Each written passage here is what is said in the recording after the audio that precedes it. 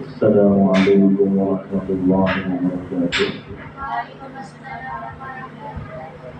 بسم الله الرحمن الرحيم. حدثنا عبد الله بن يوسف قال أخبرنا مالك عن هشام بن عروة عن أبيه عن عائشة أم المؤمنين رضي الله تعالى عنها أن الحارث بن هشام سأل رسول الله صلى الله عليه وسلم فقال يا رسول الله صلى الله عليه وسلم كيف يأتيك الوحي؟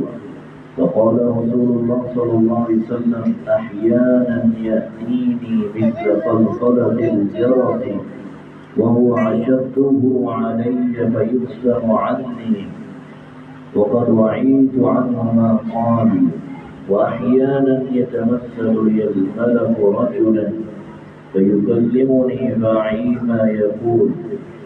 قالت عائشة رضي الله تعالى عنها ولقد رأيته ينزل عليه الوحي في اليوم الشديد البرد فيسلم عنه وإن جبينه لا يتفصل عرق